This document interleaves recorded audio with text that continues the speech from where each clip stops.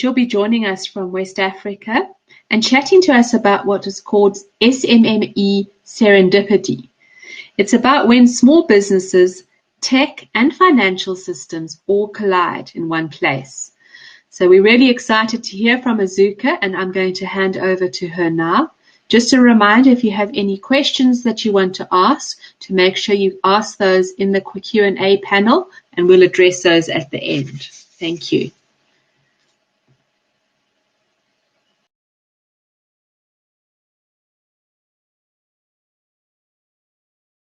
Okay. Hi, everyone. Can you hear me? I think I'm not doing something right. Yes. Okay, so I'm on stage now. I didn't see the join the stage button, so I'm good. Okay. So hi, everyone. My name is Azukaego Chukwuelue. I'm Nigerian. I live in Nigeria. I work for Kimberly-Clark. Kimberly-Clark is a personal, feminine, and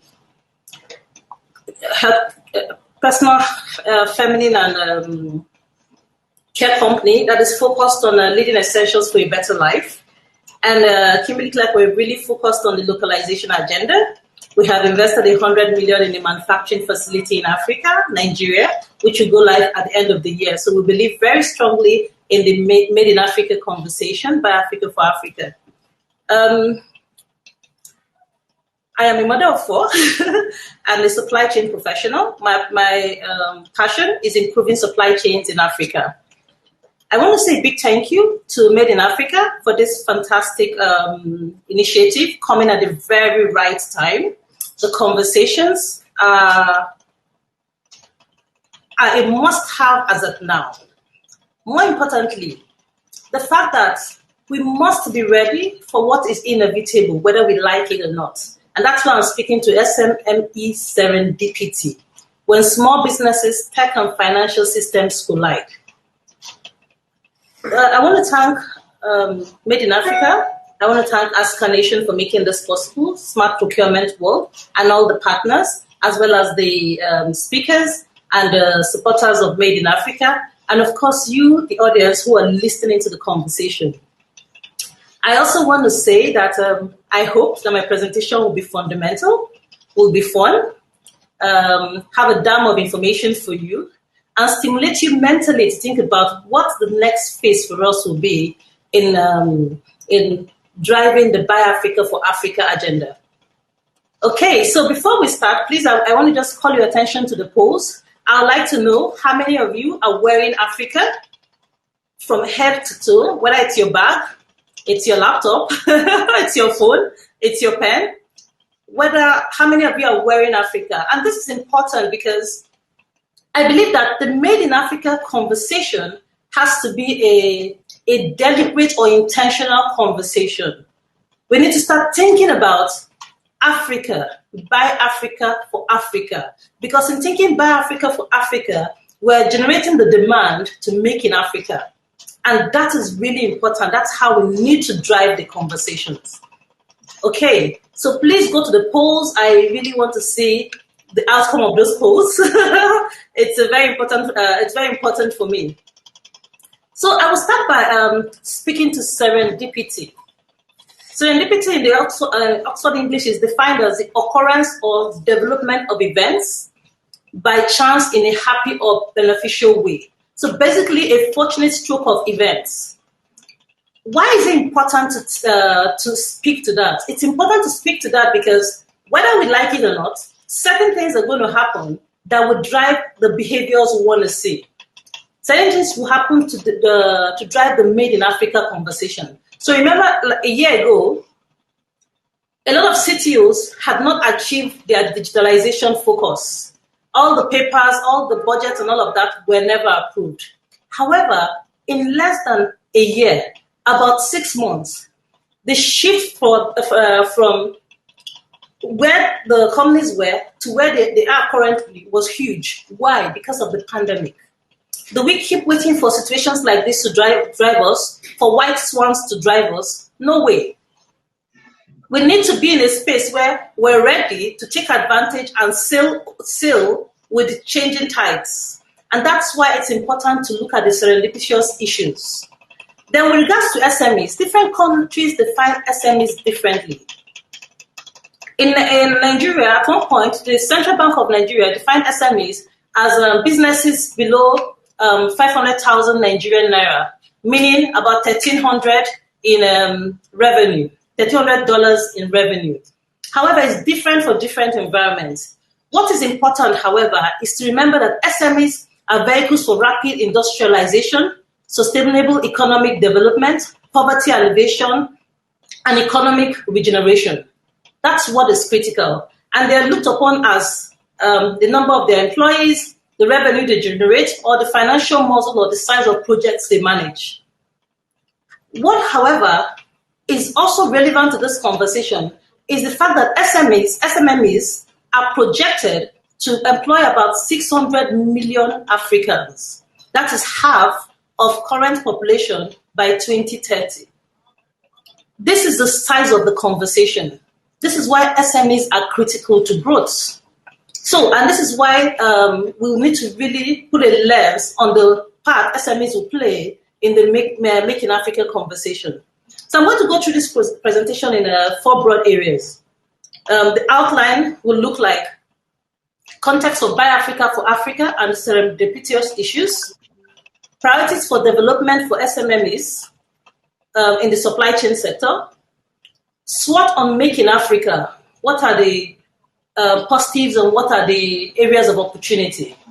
Then Making Africa roadmaps and timelines. As me and my friends say it, there are a lot of people who we have these conversations, going on, and very passionate conversations. And it was really, really serendipitous when Debbie Tag and Pearl reached out to say, hey, we're having a Made in Africa conference. And I was like, oh, wow.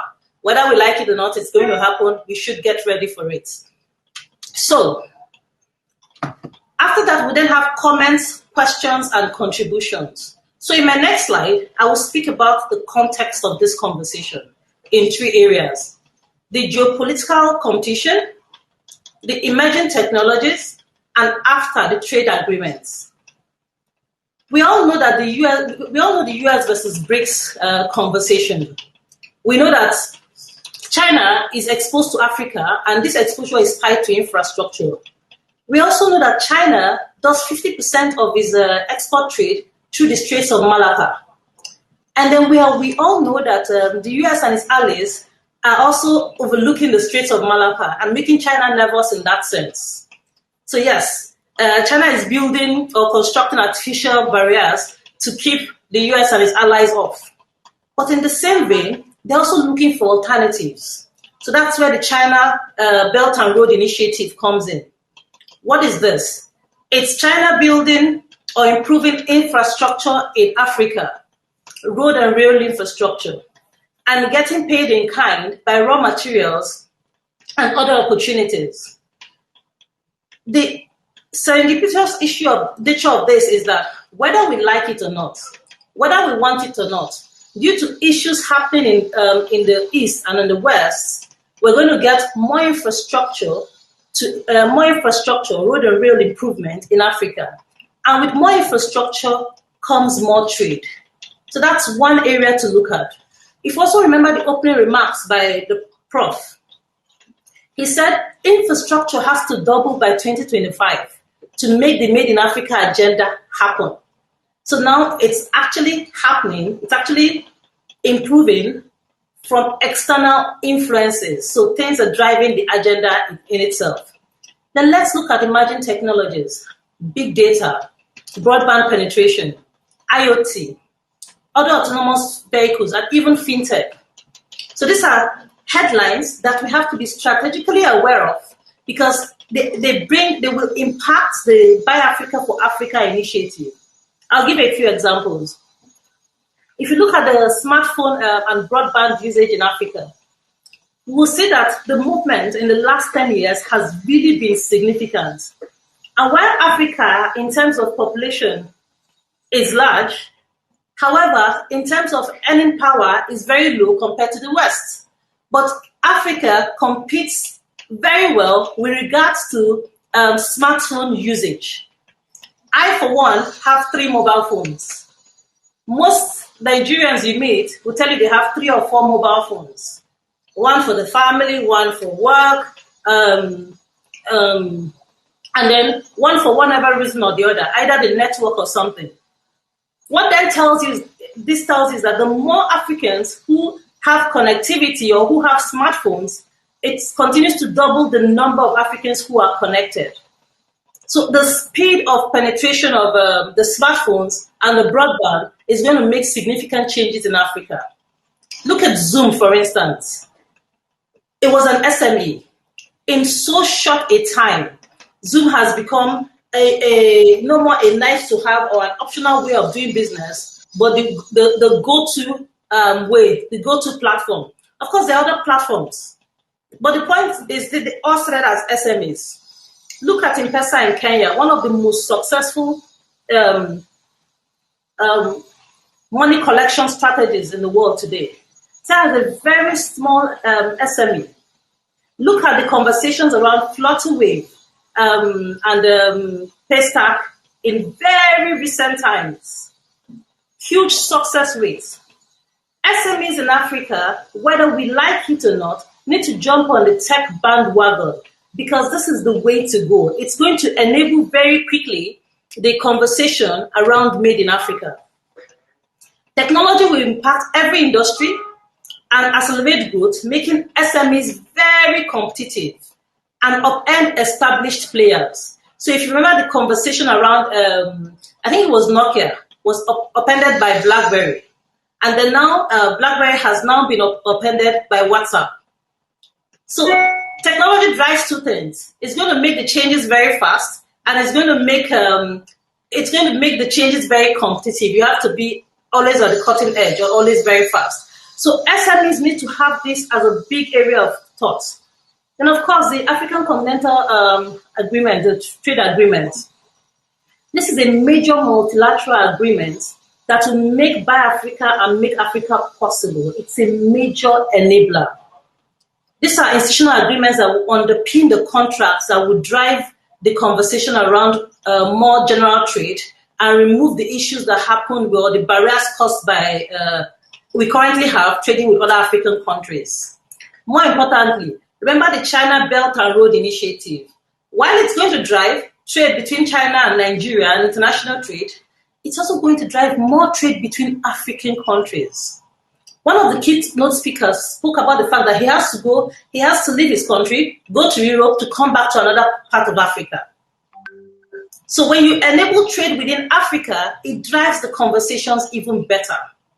So these are serendipitous issues: technology, geopolitical competition, favoring Africa, and the free trade agreements, African Continental Free Trade Agreement happening in recent times that will drive the Made in Africa conversation that SMEs have to be ready for. That will happen anyway, whether we like it or not, and we need to ride the tide very fast and very proactively or be thrown underwater when it happens. And the potential is there. So let's look at the challenges for SMEs. We're also going to look at the challenges for SMEs in terms of 5 areas: value creation, marketing, sales, value delivery, and finance. So how to, basically, these are the major responsibilities for any organization, whether it be an SME or whether it be a small player. So value creation, this is design of products and services. What are the challenges and what does SMEs need to focus on? R&D spend. SMEs must go into research and development, provide products and services that will not only meet the demands of the population, but be viable and enable continuity. Low skill base, the human capital issue. This is a huge area of opportunity. We need to put our mouth where our money is. We need to develop our people. Remember that the kind of education we have is the education that takes us as Africans out of school and into employability. However, we need to educate Africans to make, to produce, and that's where we need to move to. Low connectivity with higher institution. Again, this is the competitive advantage, the knowledge-based issue, learning and development. Then SMEs need to also look at digitalization, technology, the ability to work from anywhere they can. So, for instance, a friend of mine sent something to me saying, recruiting forklift drivers can be placed in any part of the world. For me, it was so exciting because this is now in Nigeria. So it's that we have gone to the extent that the Internet of Things is allowing forklift operators to sit down in their houses. A mother can operate a forklift with her baby, taking care of her baby and doing her job in the factory, sitting in her home. IoT. SMEs need to adapt technology, digitalization, and all of that. Then, of course, prototyping is still a challenge. It may still be a challenge because it will require foreign support. But it's also going to be easier because there's design process for value creation. It will make things easier, collaboration easier, synergy easier. So digitization will be easier. SMEs need to start thinking about value creation, design of products and services in these terms, adapting, looking at the problems that we currently have, and adapting solutions that will be long-term. Now let's go to marketing, recruitment of customers. This is the biggest impact on SMEs because if you make the best of products and you cannot recruit customers who will take the products, then you have not actually shifted. So access to markets. Typically, we all know that SMEs don't have big spend in terms of advertising spend. But again, technology has come to the rescue. Facebook, an Instagram account or a Facebook account can make any business owner a winner. I know of a business owner, August Secret, who from making a baby food for herself to feed her baby who is finicky about food, she's become a sensation because she put her challenges on Facebook and now she does business in that space. So SMEs need to be deliberate about how they use their marketing strategy. Those online platforms are not just for advertising. There has to be an end-to-end strategy, advertising, brand building, basically generating the whole gamut of marketing elements that they can afford in that space. Because the big, the consumers are in that space. If they're also having products that are input products to other companies, it's also in that space. So they have to use the online space very efficiently. Then SMEs need to also have connectivity with financial institutions, working capital. So in terms of route to market, in terms of understanding where to position their products and all of that. That's customer recruitment and that's our route to market, understanding where they need to be and how they need to be. So that is very critical for them. Then the diverse trading partners, the digital strategy that will allow them to get diverse trading partners. So not just in their space, but everywhere in the world. So you sit in your space today and you're actually able to do business with somebody in Guatemala or somebody in Ireland or somebody in China. SMEs need to think beyond their borders, think solution provision beyond their borders. Then, of course, end-to-end digital strategy to convert the needed customers or followers to the bottom line. If you notice, a lot of so SMEs that have a lot of followers on the social media pages does not necessarily translate to the bottom line, and media spend is still largely on traditional media. So one has to be strategic about how one builds the customers of the future, how one recruits the customers for the future. And this is the time to start thinking about that. Then we go to sales, transacting with customers. Transaction governance capability is still a huge area of opportunity in the country. Huge. How do we get the retail or the retail environment? How do we get national distribution, end-to-end, deliver on the contracts they have said they will deliver on? For instance, in the US, Walmart is responsible for about 70% of US retail. The moment you have your goods in Walmart, you can go to sleep because it's going to get distributed everywhere. How do SMEs collaborate and look at themselves in that how do you put it? in that way, to be big enough to deliver on the distribution needs of the business environment. We also know that we're still low on the e-commerce strata compared to the West. So e-commerce is not a go-to for us. I still go to the open markets from time to time, even when the convenience stores are all around. How do we shift the dynamic? How do we offer value? How do we create brands that are that offer value direct to consumer, either mid or high value products, or products that are input for other production? Those are the things SMEs need to think of. Cost of delivery for e-commerce is still a huge barrier, of course, due to undeveloped logistics, due to poor aviation between African countries. I do know that a number of Central and West African countries are landlocked. In fact, out of the 55 African countries, I think about 16 or 17 of them are landlocked. So what are the opportunities in terms of sales to those areas? So those are the kind of conversations we need to have. Then in terms of value delivery, the supply chain, how does SMEs, how are SMEs looking at distribution efficiency? Because that's impacting our availability. The Juniors of this world and the Kongas of this world, and also the other value chains are struggling with regards to connectivity. Then there are infrastructural gaps. We know the issues of the ports in Africa, not just Africa and other African countries. We know the road challenges, the rail network we have. There are limited plug and play options. So SMEs must understand that there are limited plug and play options. And what this means is that they have to invest at every level with high interest rates.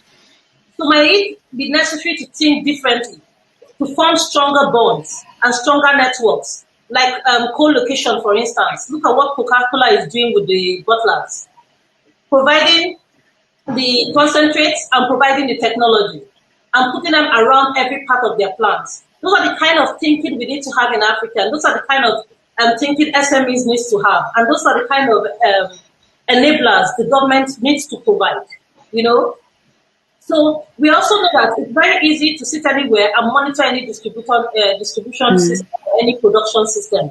There are modems that allow the production to be called out in any space.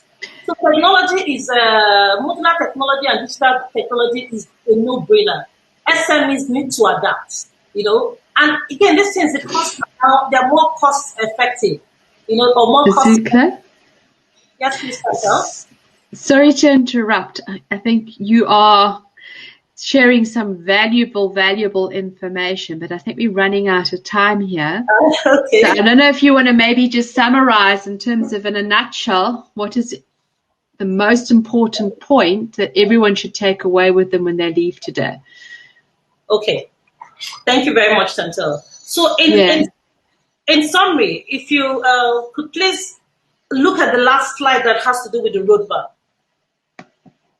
To ensure that we make in Africa and that the Buy Africa for Africa initiative works, we need to look at the roadmap. So the roadmap slide, which is the next slide, will speak to knowledge, how to get Africans to make, more to make. The next slide, please. More to make, the knowledge to make, not the knowledge to work. The second part will be quality standards and R&D know-how. And the last part will be training to improve productivity. Now, this timeline is immediate. It's not negotiable. We need to grow human capital and it's immediate. Then if we look at the regulatory framework, expedite, semblance of familiarity, subjecting trade to the same rules. Infrastructure for building commercial trust and expediting settlement of trade disputes have to be there, and that has to happen like yesterday. So the AFTA agreement, for instance, will help with that. Then infrastructure, transportation, open skies, mobilization of investments have to happen immediately. And finally, technology transfer, an opportunity for to leapfrog Africa has to happen now. And SMEs need to start thinking in this way strategically. Thank you very much. Thank you, Azuka. And I'm sure you're going to be hanging out in the lobby a little later so people can ask questions.